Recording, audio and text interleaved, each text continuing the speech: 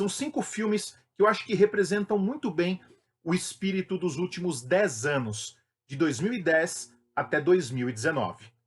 Hollywood big shot's gonna give you what you want. Maybe not today, maybe not tomorrow, but soon and for the rest of your life. Frankly, my dear, I don't give a damn. É importante deixar claro aqui que esses 5 filmes que eu escolhi não são os melhores filmes dos anos 2010. Eles são filmes muito bons. Os 5 estão numa lista recente que eu publiquei no site palavrasdecinema.com sobre os 100 melhores filmes dos anos 2010. Eu pensei esses 5 filmes porque eu acho que eles representam muito bem o espírito de uma época, o espírito de um momento. E aqui não só falando de questão de linguagem cinematográfica, mas também falando de questão temática, né, dos temas, do que realmente esses filmes abordam. E eu acho que eles conversam muito bem, desde 2010, tem um filme de 2010, até um filme mais recente, de 2019. Claro que poderiam entrar inúmeros outros filmes, vários outros filmes, é apenas um apanhado pessoal, ok? Número 5, Boyhood, da infância à juventude, do Richard Linklater.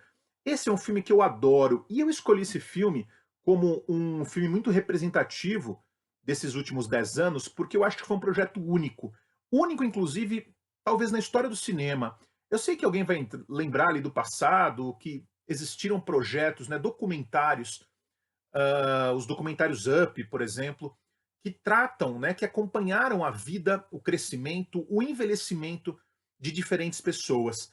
Mas esse projeto do Richard Linklater, ele é muito interessante porque ele está fazendo aqui ficção. E ele retornou de tempos em tempos ao mesmo elenco, né? Esse filme demorou alguns anos para ser feito, para ficar pronto. Ele foi filmando aos poucos e isso exigiu com toda certeza um rigor enorme, acompanhando o crescimento de um garoto e o crescimento e envelhecimento de pessoas no entorno desse garoto, desse protagonista.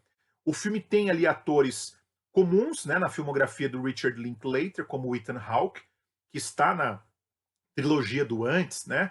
Um filme ousado. E eu acho que esse filme representa muito bem a década, porque ele mostra que é possível ainda você fazer filmes originais, com muita calma, com muito cuidado, projetos extensos, diferentes do que a gente está acostumado.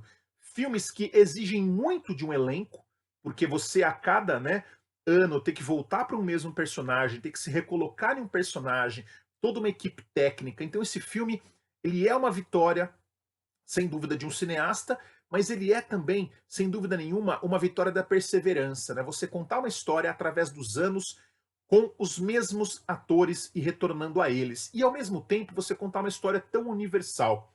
Eu acho que esse filme ele representa muito bem o que foi a década pela calma, pela originalidade, pelo poder que ele traz ao espectador enquanto uma experiência do tempo, falando da vida de um garoto. Uma história minimalista e, ao mesmo tempo, forjada, digamos assim, dentro de um projeto enorme, de uma ousadia difícil até de imaginar no cinema atual. Andrei Zvyagintsev, um nome difícil de falar, às vezes eu tenho que ler esse sobrenome, né? O nome não, o sobrenome, porque é muito difícil. E o filme desse cineasta é maravilhoso, né? O filme chama-se Leviatã, um filme russo, concorreu ao Oscar de melhor filme estrangeiro e na ocasião perdeu para um outro filmaço que é o Ida, um polonês.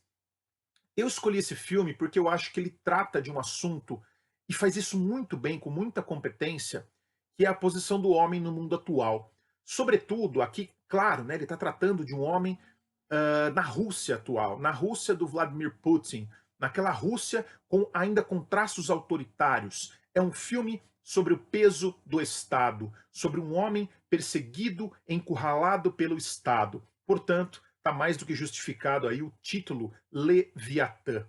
É a história de um homem que vive, né, de uma região ali à beira-mar, com a sua família, filho, esposa, e ele passa por um tremendo problema na sua vida quando querem desapropriar a sua casa, tirar ele dali, porque a prefeitura local, ali, o político local, que é um criminoso, Ele tem todo um plano com essa desapropriação para fazer um novo empreendimento, enfim, ocupar aquele local. E esse filme, feito com todas essas cores frias, ele é um filme gelado por natureza, com aquele aspecto de que a gente não vai conseguir sair desse impasse, de que esse cara sim está fadado ao esmagamento, né? Ele é uma pequena célula, ele é um pequeno ser humano frente àquele Estado criminoso, aquele Estado opressor. Entre tantas sequências incríveis, tem uma que é muito significativa, que é aquela em que os caras estão treinando tiros com as fotos dos antigos líderes, né, da Rússia, da União Soviética. É um filme muito marcante, é um filme político, é um filme de confronto e é um filme que fala muito sobre os tempos atuais. Vejam, Leviatã é uma maravilha. Coringa, do Todd Phillips. Por que eu tô colocando esse filme aqui, né? Vamos lembrar, vamos voltar um pouquinho no passado, recente, né? Ano passado, 2019, a gente teve o Coringa, que eu acho que é um filme que fala muito desse embate de classes. A gente teve o Parasita e a gente teve também o brasileiro, que foi muito comentado, o Bacurau. Que são filmes que tocam, né, nessa ferida, nessa divisão social, nessa separação. Eu escolhi o Coringa, poderia ter escolhido esses outros dois também. Acho que o Parasita é um filme que tem uma representação muito forte nesses 10 últimos anos, mas eu escolhi o Coringa porque foram anos, né, os anos anteriores, os nossos cinemas foram dominados por filmes de super-herói. E o Coringa, ele descende dessa linhagem. Ainda que ele não seja um filme de super-herói, ele pega elementos. A gente, né, nós espectadores, nós estamos em Gotham City. Nós estamos na casa do Batman, digamos assim, mas sem o Batman, ou quase sem. Né? Quem viu o filme sabe que ele trata de um filho bastardo. A história do Coringa é a história de um filho bastardo. É uma pessoa com sérios problemas mentais, um sociopata, que é excluído socialmente, que é um meio-irmão do próprio Batman. Né? O Batman é o Bruce Wayne, no caso, né? Ele é aquela figura que deu certo. É o americano que deu certo. O Coringa é o americano, entre aspas, que deu errado.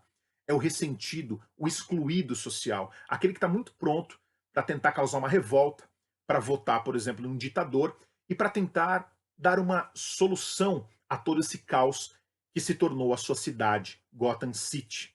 Então, a partir de um filme ambientado nos anos 80, um filme com claras referências a Martin Scorsese, por exemplo, o Todd Phillips conseguiu fazer um filme também atual, que dialoga com a nossa atualidade. Um filmaço também.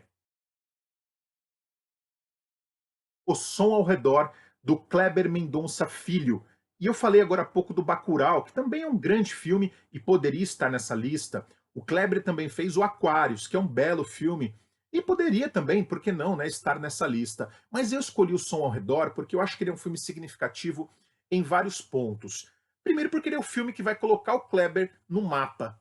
Né? O Brasil, com esse filme, vai ter uma visibilidade muito grande fora do país. Né? Várias publicações, festivais reconheceram a qualidade desse filme, a importância desse filme, que é o Som ao Redor.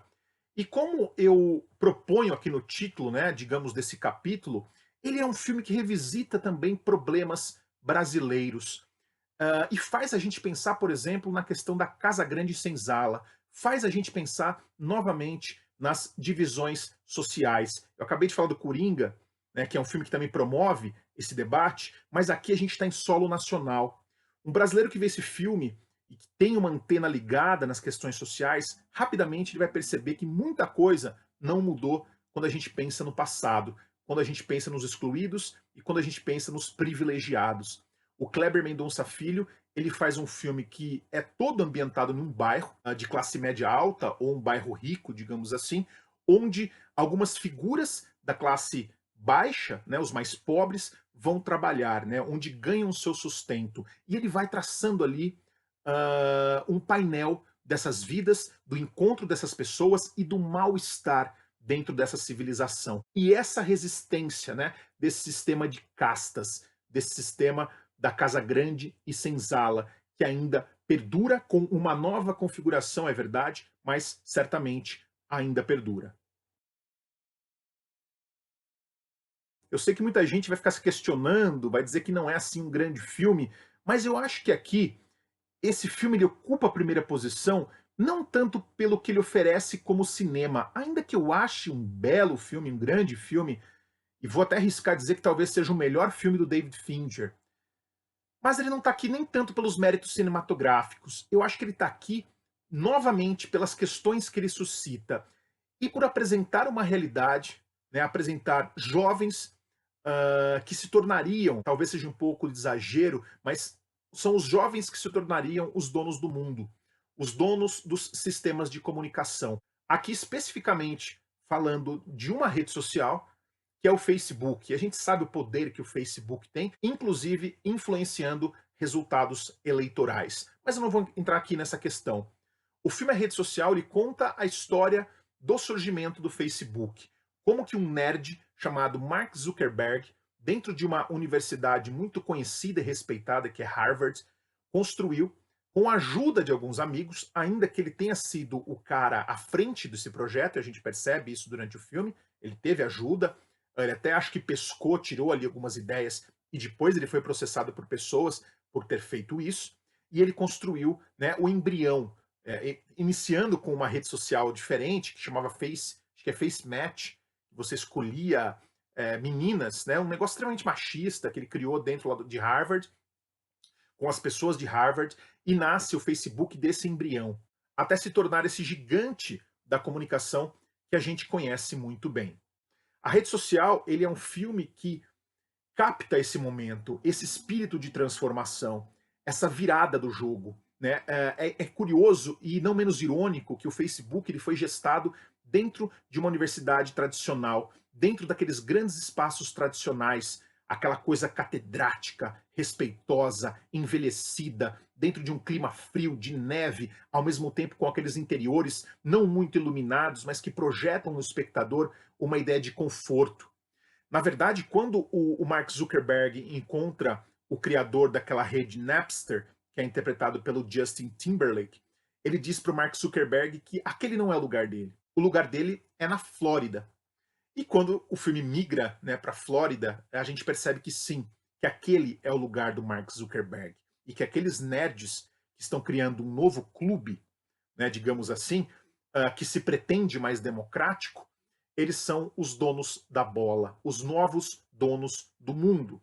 Diferente daqueles caras com seus clubinhos fechados de Harvard, clubinhos nos quais o próprio Zuckerberg não podia entrar, porque ele era muito deslocado, ele era muito nerd, ele era muito babaca para fazer parte de um clubinho daquele. Mas aí, com essa revolta, né, e o estopim é o pé na bunda que ele leva da namorada dele, ele cria uma rede social. Tudo isso a partir de um ressentimento, uma dor de perda, né? Eu preciso criar algo para conectar as pessoas e para mostrar para essa moça, para essa menina, que eu sou maioral, que eu sou bom, que eu sou foda naquilo que eu faço. Né? É bem o espírito dessa época. Então eu acho que esse filme, melhor do que todos, e ele não é melhor do que todos, que uma boa parte dos filmes que estão na lista de 100 que eu falei para vocês lá do meu site, mas acho que melhor do que qualquer um desses filmes, ele representa muito bem, eu acho, o espírito da nossa época. Uma espécie de tara, esse desejo de se comunicar, né, de chegar a todos, e ao mesmo tempo essa individualidade, né, essa traição que o filme também conta, essa história, essa impessoalidade toda que o filme traduz naqueles diálogos rápidos. O David Fincher, com o roteiro do Aaron Sorkin, fez um filme muito legal, muito rápido, dinâmico, cheio de diálogos incríveis. E vale muito a pena conhecer se você não assistiu. Esta é a lista, então, meu top 5 dos 5 filmes que eu acho que, cada um à sua maneira, ajuda a definir os últimos 10 anos, os anos 2010. Esses 5 filmes, como eu disse, estão na lista de 100. Entre no site palavrasdecinema.com, lá você vai conseguir ver os 100 filmes que eu escolhi. E detalhe, meu filme número 1 da lista não está aqui nesse top 5, tá? Então esses filmes estão espalhados ali pela lista, mas eu acho que são filmes representativos que dizem muito sobre o cinema nos últimos anos. Espero que você tenha gostado desse vídeo. Acompanhe o canal no YouTube e também nossa conta no Face e também o site. Um grande abraço e até o nosso próximo encontro.